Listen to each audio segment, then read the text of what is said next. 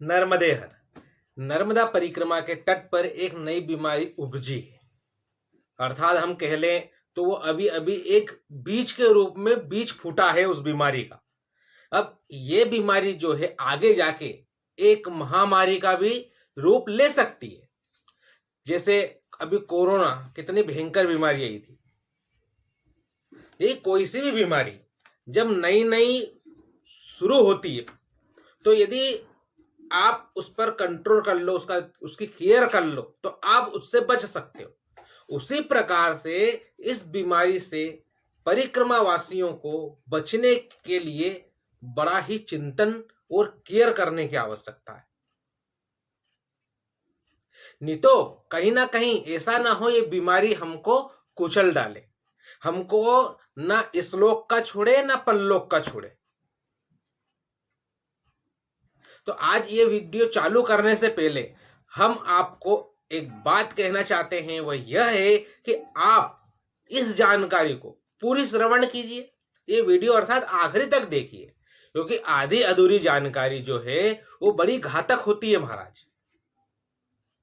और अधिकतर लोग क्या करते हैं, थोड़ी सी वीडियो सुनते हैं, उसको स्किप कर देते हैं। पर आप पूरी वीडियो आखिरी तक सुनिए कि हम आपके लिए क्या जानकारी लेकर आए हैं, हम किस बीमारी के विषय में बात करने आए हैं। यदि कोई संत भगवान का भक्त अगर किसी विषय को आपके सामने लेकर आया है तो बहुत चिंता का विषय होगा, और वो आपके कल्याण के लिए ही इस विषय को उठाया है उसने। क्योंकि जो संत होते हैं, जो भगवान के भक्त होते हैं, उनका जीवन तो पूरा भगवान को समर्पित रहता है।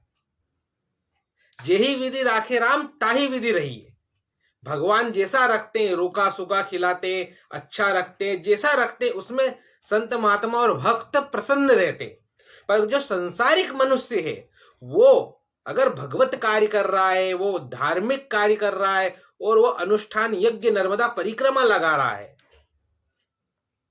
तो उसे इस बीमारी के लिए चिंतन और मनन करने की बड़ी आवश्यकता है। और इससे संत महात्मा और भक्तों की शरण में जाकर ही उनके मुख से निकले हुए वाक्य को अपने जीवन में धारण कर कर ही हम इस लोक में भी और परलोक में भी दोनों में हमारा कल्याण हो जाएगा महाराज। तो आज ये जो बीमारी है इसके विषय में हम बात करने से पहले आपको बताएं कि आप हमारे चैनल को सब्सक्राइब करें, ताकि हम जो भी अध्यात्म से संबंधित जानकारी आपके लिए लाते हैं वो आप तक पहुंच जाए। और आप सब इस वीडियो के अंत तक बने रहें। आज जो हम जिस बीमारी की बात करने वाले हैं, यह बीमारी है अभिमान की बीमारी। यह बीमारी है अहंकार की बीमारी, जो कहीं ना कहीं अभी उपजी है। किसमें उपजी है महाराज? मैं नर्मदा परिक्रमा दोबारा करने आया हूं। मैंने नर्मदा मैया की परिक्रमा 3 बार कर ली है। मैं नर्मदा मैया की परिक्रमा तीसरे साल वापस से कर रहा हूं। आप मुझे मत समझाइए, मुझे सब पता है। एक महात्मा जी के यहां पर एक परिक्रमावासी आया, उसने कहा महाराज जी ये मेरी 11वीं परिक्रमा है। अरे 11वीं परिक्रमा, अर्थात आपने 11 बार परिक्रमा लगा ली। 11 बार परिक्रमा अर्थात 10 बार परिक्रमा लगा ली और आप 11वीं बार परिक्रमा लगाने आए हैं। सोचनीय विषय है, क्यों लगाने आए? Dot dot dot dot dot question mark. अब जो लोग कहते हैं ये मेरी दूसरी परिक्रमा है, जो लोग कह रहे हैं ये हमारी तीसरी परिक्रमा है। अब इस विषय में यदि आप नर्मदा मैया के भक्त हैं या नर्मदा परिक्रमा कर रहे हैं या आप नर्मदा परिक्रमा करने का मन या विचार बना रहे हैं, तो महाराज ये पूरी जानकारी जो हम आपको देने वाले हैं सिर्फ आपके लिए। आप बच जाइए महाराज, बच जाइए। इस अहंकार नुमा बीमारी ने अच्छे अच्छों को खत्म कर दिया है, उसका नामो निशान नहीं मिटा है।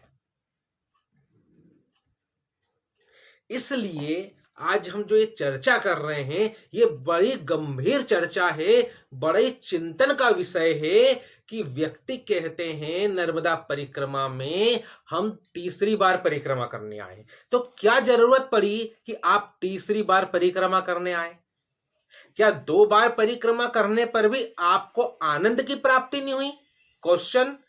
या आपको भगवत प्राप्ति नहीं हुई, या आपकी मनोकामना की पूर्ति नहीं हुई? आप क्या चाहते थे जो नर्मदा मैया ने एक बार परिक्रमा करने पर आपको प्रदान नहीं किया? देख लीजिए, आपको हम एक बात बताते हैं, यदि कोई व्यक्ति को अगर कोई बीमारी हुई है तो आप बताइए, उस बीमारी को दिखाने के लिए आप डॉक्टर के पास गए। अब यदि वो बीमारी खत्म हो गई, उस डॉक्टर ने बीमारी को जड़ से खत्म कर दिया, तो आप दोबारा क्या डॉक्टर के पास जाएंगे? कतई नहीं जाएंगे महाराज आप दोबारा डॉक्टर के पास। लोग क्या कहते हैं कि भगवान हमको अस्पताल से, कोर्ट कचहरी से बचाए। तो यदि हमारी कोई बीमारी है और वो खत्म हो चुकी है तो हम डॉक्टर के पास क्यों जाएंगे? और यदि हम बार बार डॉक्टर के पास जा रहे हैं तो कहीं ना कहीं कुछ तो कमी है, कुछ तो बात है, वो बीमारी खत्म क्यों नहीं हो रही है? चिंतन का विषय है। या तो डॉक्टर ने जो परहेज बताया आप उसे नहीं कर रहे हो। आपको डॉक्टर ने कहा आपको ब्लड प्रेशर की शिकायत है, अब आप एक गोली रोज खाइए। अब महाराज 1 2 4 दिन, 2 महीने, 4 महीने गोली खाई और फिर गोली खाना बंद कर दी और एकदम से ये हुआ कि दिमाग की नस फट गई। और जब अस्पताल गए तो डॉक्टर से कहा कि हमने तो बीपी की गोली नहीं खाई महाराज। तो वो डॉक्टर क्या कर सकता है? गलती तो आपकी। उसी प्रकार से आपसे क्या गलती हो रही है जी, जिसके कारण आपको बार बार नर्मदा मैया की परिक्रमा करने आना पड़ रहा है? अरे नर्मदा मैया तो साक्षात भगवान शिव स्वरूपनी है, भगवान शंकर के हृदय के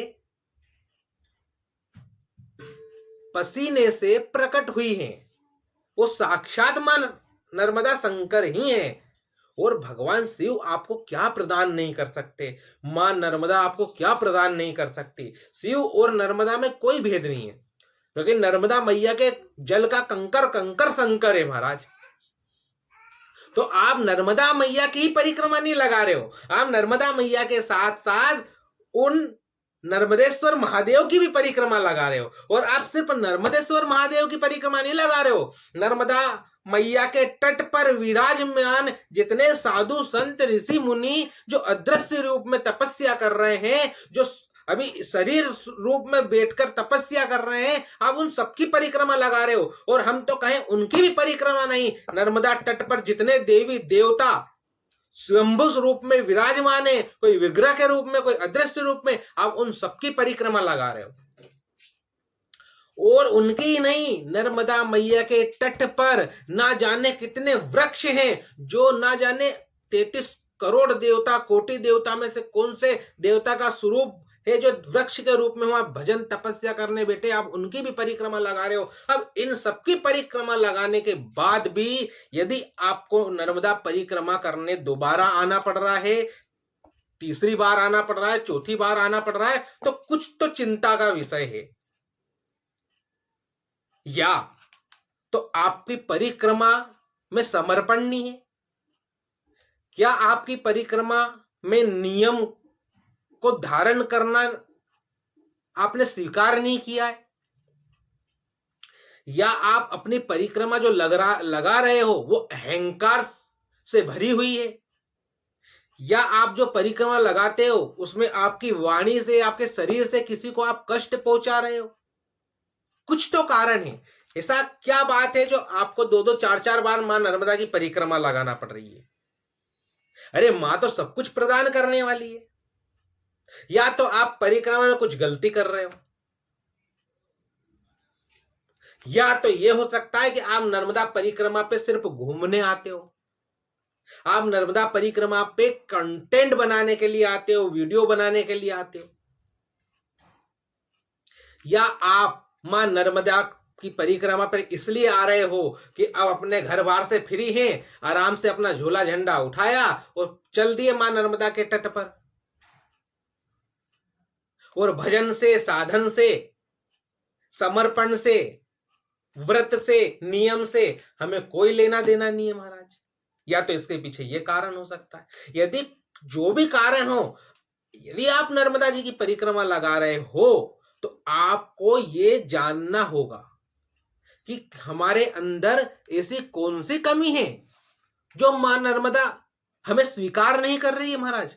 अरे नर्मदा परिक्रमा में हमने कितने महात्मा देखे, कितने ग्रस्त देखे जिन्होंने एक बार परिक्रमा लगाई और उनको सब कुछ प्राप्त हो गया और नर्मदा मैया के किनारे उन्होंने अपनी छोटी सी कुटिया बना ली और वहीं सारी परिक्रमा वासियों की वो सेवा कर रहे हैं। एक महाराष्ट्र के बाबा जो खल घाट के आश्रम में जहां हम रुके थे, उन्होंने 2 परिक्रमा लगाई और फिर वो उसी आश्रम पर रुक गए और वहीं पर सभी परिक्रमावासियों की सेवा करते हैं। एक उज्जैन के हमको भगत मिले थे, एक माताजी और एक बाबूजी, जो नर्मदा परिक्रमा जब आरंभ होती है तो वो नर्मदा परिक्रमा पे आ जाते हैं। वहीं पर गांव के सरपंच ने उनको एक मकान दे रखा है, वो उसी मकान में रहते हैं और गांव वालों के और खुद के सहयोग से सभी नर्मदा परिक्रमा वासियों की बाल भोग की सेवा करते हैं। ऐसे ना जाने कितने लोग हैं जो परिक्रमा वासियों की सेवा करते हैं, जिन्होंने सिर्फ एक बार परिक्रमा लगाई या किसी ने 2 बार परिक्रमा लगाई और उनका कहना है कि हमको मां ने सब कुछ प्रदान कर दिया।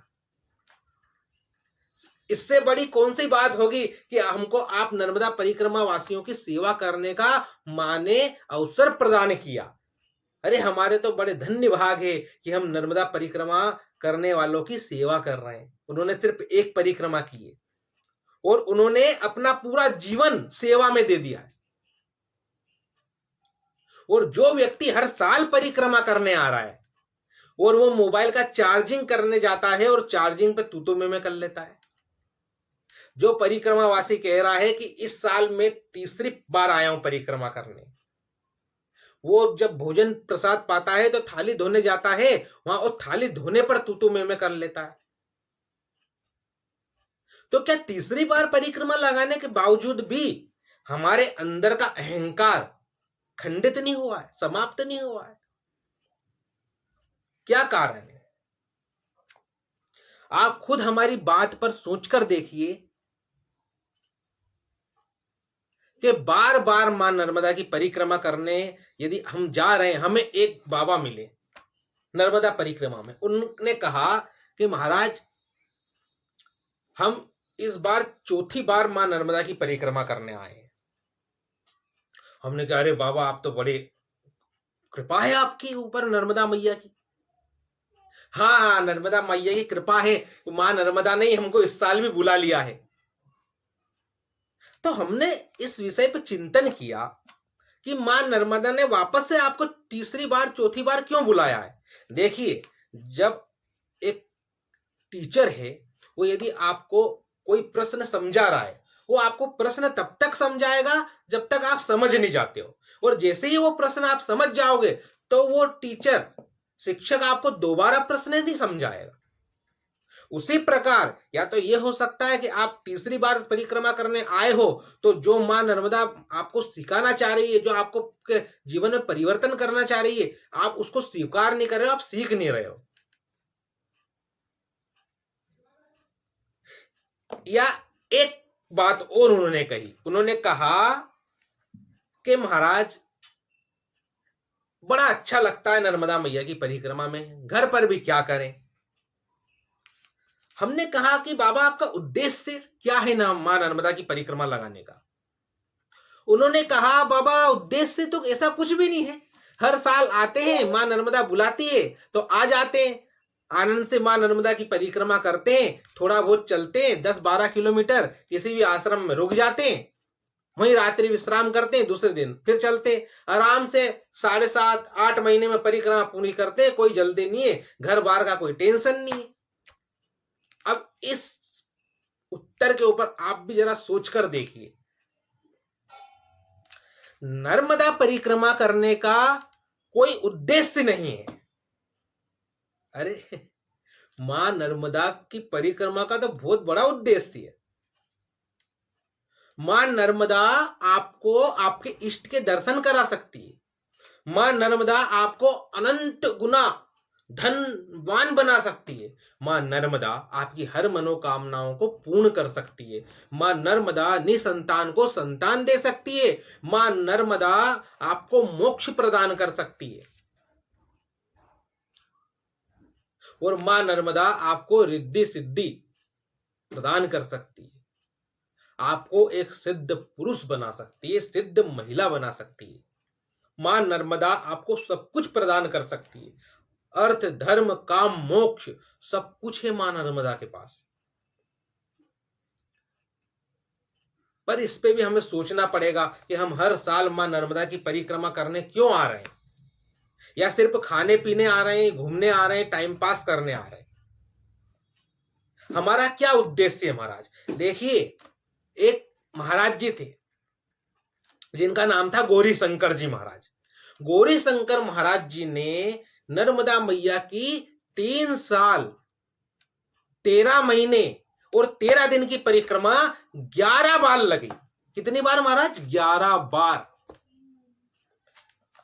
3 साल 3 महीने और 13 दिन की परिक्रमा गौरी शंकर जी महाराज ने 11 बार लगी। और जब गौरी शंकर महाराज जब नर्मदा मैया की परिक्रमा लगाने उन्होंने आरंभ किया तो धीरे धीरे उनके साथ साधुओं की जमात चलने लग गई थी। गौरी शंकर महाराज सिर्फ इतना बोलते थे जितना उनको काम हो, बाकी पूरी परिक्रमा करने के दौरान मौन रहते थे। घोर नर्मदा मैया के तट पर तपस्या करते थे। क्यों? क्योंकि उनका उद्देश्य था भगवान शंकर के दर्शन करना। वो नर्मदा परिक्रमा इसलिए लगा रहे थे कि मुझे शंकर भगवान के दर्शन करना है। गौरी शंकर भगवान और उनके साथ जितनी जमात चलती थी वो सभी अपने हाथ से भोजन बनाते थे, मां नर्मदा को भोग लगाते थे और पाते थे। वो सदा व्रत करते थे, अपने साथ सारा सामान लेकर चलते थे, भिक्षा मांगते थे, सीधा सामान। और जब गौरी शंकर जी महाराज ने 11 परिक्रमा लगा ली और एक दिन वो सोचने लगे कि मैंने 11 परिक्रमा लगा चुका हूं और 11वीं परिक्रमा के बाद भी मुझे भगवान शंकर के दर्शन क्यों नहीं हुए? क्या कारण है? मेरे अंदर क्या कमी है? क्या समर्पण भाव में कमी रह गई? या मेरे से कोई नियम खंडित हो गया? या नर्मदा परिक्रमा में मैंने किसी का अपमान तो नहीं कर दिया? या मैंने नर्मदा परिक्रमा के दौरान किसी साधु संत को कुछ ऐसे शब्द कह दिए हो जिनसे उनका हृदय में पीड़ा पहुंची हो? मैंने ऐसा तो नहीं किया कि मैंने किसी नर्मदा परिक्रमा में जो सेवा करते हैं उन सेवा करने वालों को कोई कष्ट पहुंचा दिया हो? मेरे इस शरीर से कोई कष्ट पहुंच गया होगा? हाँ, जरूर मेरे इस शरीर से किसी न किसी को जरूर कोई कष्ट पहुंचाए। अब मैं इस शरीर को नहीं रहने दूंगा, मैं जाके और नर्मदा मैया में जल समाधि ले लूंगा, मैं आत्मदाह कर लूंगा। जरूर मुझ में ही कुछ कमी है जो 11 बार मां नर्मदा की परिक्रमा लगाने के बाद भी मुझे मां नर्मदा के दर्शन नहीं हुए। और गौरी शंकर जी महाराज साई खेड़ा के निकट गए जहां पे मां नर्मदा का जल अथाह था। और रात के समय करीब 2 बजे गौरी शंकर महाराज जैसे ही जल में प्रवेश करे तो जल में जैसे जैसे अंदर जाए वैसे वैसे मां नर्मदा का जल कम होते जाए। बीच में चले गए, वहां पर भी घुटने तक नर्मदा जल हो गया। सोचने लगे कि ये क्या हो रहा है? मैं क्या इतना पापी हो चुका हूं कि मां नर्मदा मुझे आत्मादा जल समाधि लेने के लिए भी जल प्रदान नहीं करने दे रही? विकल हो गए, आंखों से अश्रुपात होने लगे। उसी समय एक छोटी सी कन्या ने हाथ पकड़ा, हे बाबा तू क्या कर रहा है? इतनी रात में तुझे पता नहीं रात्रि के समय मां नर्मदा के जल का स्पर्श नहीं करना चाहिए? तू तो साधु है, सन्यासी है। अब गौरी शंकर महाराज ने सोचा इतनी रात्रि के समय ये कन्या बीच भंवर में कैसे? बोले, ए बेटा तू कौन है? चल जा यहां से। पहचान नहीं पाए, क्यों? अंधकार छाया हुआ था। फिर बोली कि नहीं बाबा तू बाहर चल मेरे साथ। गौरीशंकर महाराज बोले तू है कौन, तुझे क्या करना मुझसे। वो कन्या बोली तुम बाबा मुझे पहचान नहीं रहा है। बाबा बोले तू नर्मदा मैया है। हाँ मैं नर्मदा हूं।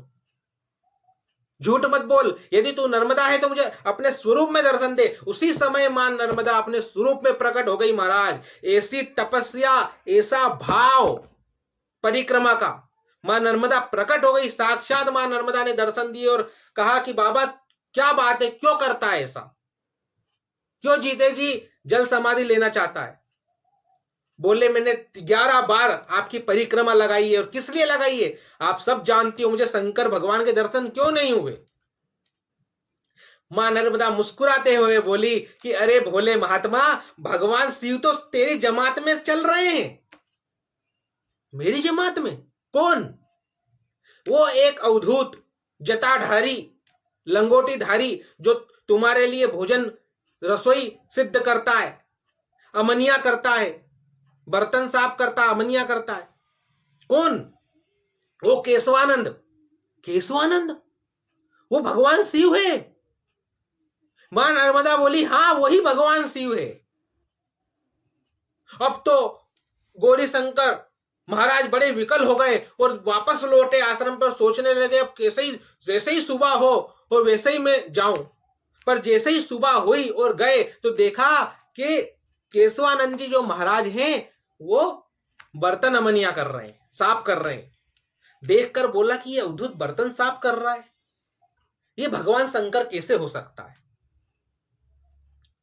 पर मन में सोचने लगे अरे कितनी बार ऐसा हुआ है कि नर्मदा परिक्रमा करते समय कितने महात्मा ने सोचा आज तो हलवा खाना है तो ये वो हलवा बना देता है। आज जो पकवान खाने का बोलता है वो ये सिद्ध कर देता है रसोई। जरूर कुछ तो बात है इसमें। जो मन में भाव आता है ये उस भाव को पूर्ण कैसे करता है। फिर आगे बढ़े, फिर देखा तो भगवान शंकर जो है फिर ऐसी लीला करने लगे कि भ्रम हो गया, कह रहे भगवान नहीं शंकर है। उसी समय मां नर्मदा ने चेतावनी दे दी कि नहीं ये भगवान ही शंकर ही है, ब्रह्म मत आना। गौरी शंकर गए और चरण पकड़ लिए। जैसे ही चरण पकड़े केशवानंद जी महाराज के, उन्होंने कहा अरे अरे महात्मा जी अभी क्या कर रहे हैं। बोले कि नहीं प्रभु अब मैं आपको पहचान गया हूं और अब आप मुझे दर्शन दे दो। वो भगवान मुस्कुराते हुए, भगवान प्रसन्न हुए और भगवान शंकर प्रकट हो गए। दूज का चंद्रमा है, सिर पर गंगा मैया बह रही है, भस्मी धारण है, मुस्कुराते मंद मंद स्वरूप में दर्शन दिए। भगवान शंकर बोले अब तुम मुझे पहचान गए, अब मेरा कार्य यहीं तक था। और ऐसा कहकर वो वहां से चले गए। केशवानंद जी महाराज का वापस से स्वरूप धारण किया भगवान शंकर ने और वो चले गए, कोई से जंगल चले गए महाराज। और जो गौरी शंकर महाराज थे उनका भी मनोकामना पूर्ण हुई, भगवान शंकर के दर्शन हुए। पर वही केशवानंद जी महाराज जिस जंगल में गए थे उस जंगल में आज हम सब उन महात्मा को किस नाम से जानते हैं? भगवान शंकर को। भगवान शंकर ही केशवानंद जी थे, उनको हम किस नाम से जानते हैं महाराज? आप भी जानते, कौन? धुनी वाले दादाजी। धुनी वाले दादाजी के नाम से पूरी नर्मदा परिक्रमा में आप किसी से भी पूछ लीजिए, धुनी वाले दादाजी। हमारे जो दादा गुरु हैं वो भी अभी जब परिक्रमा लगाई तो धुनी वाले दादाजी के यहाँ बिल्कुल समर्पण करके हमने उनके दर्शन करे थे, लेटे हुए थे। तो साक्षात शंकर भगवान के दर्शन हुए। और आप भी नर्मदा परिक्रमा लगा रहे हैं तो धुनी वाले दादाजी के दर्शन अवश्य करें, अवश्य करें। साक्षात भगवान शंकर के स्वरूप हैं। तो महाराज कहने का अर्थ यह है, इस कथा का तात्पर्य यह था कि मां नर्मदा की परिक्रमा करने से हमको फल की प्राप्ति नहीं हो रही है तो इस पे हमको चिंतन करना पड़ेगा, मनन करना पड़ेगा। यदि बार बार परिक्रमा पर आने पर भी हमारे जीवन में बदलाव नहीं हो रहा है महाराज तो ये बड़ा चिंता का विषय है। ये बीमारी बड़ी भयंकर है जो अभी उपज रही है, इसको आप खत्म कर सकते हैं। वो कैसे कर सकते हैं? वो ऐसे कर सकते हैं कि दूसरी बार परिक्रमा पर आया हूं, चौथी बार परिक्रमा पर आया हूं या 5वीं बार आया हूं या 11वीं बार परिक्रमा पर आया हूं। यदि मैं 11वीं बार परिक्रमा पर आया हूं, तीसरी बार आया हूं, दूसरी बार आया हूं, तो क्यों आया हूं, किस कारण आया हूं, मुझ में ऐसी क्या कमी रह गई है जो मुझे एक बार परिक्रमा करने पर या 2 बार परिक्रमा करने पर उसका मुझे फल प्राप्त नहीं हुआ है, मुझ में समर्पण नहीं आया है, मुझ में सिद्धि नहीं आई है। आप इस पर विषय पर चिंतन करें, मनन करें और अपने जीवन में परिवर्तन लाने के लिए ही मां नर्मदा की परिक्रमा करें, मोक्ष की प्राप्ति के लिए ही मां नर्मदा की परिक्रमा करें। ये चिंता का विषय था, हमने आपके सामने रखा है। अब ये वीडियो आपको कैसी लगी, आप कमेंट बॉक्स में अपने विचार जरूर साझा करें और इस वीडियो को शेयर करें ताकि हर नर्मदा मैया की परिक्रमा करने वाला परिक्रमावासी एक बार इस वीडियो को देखकर चिंतन मनन करे कि हाँ, हम परिक्रमा क्यों लगा रहे हैं, इसके पीछे का क्या कारण है, काम, अर्थ, धर्म, मोक्ष, हमको किस चीज वस्तु की आवश्यकता है और हमारे जीवन में नर्मदा मैया की परिक्रमा के बाद क्या परिवर्तन आने वाला है और क्या परिवर्तन नहीं आया है। हमारी गलती, कमी, सारी चीजें से हम अवगत हो जाएं। अब आपको सबको हमारा नर्मदे हर।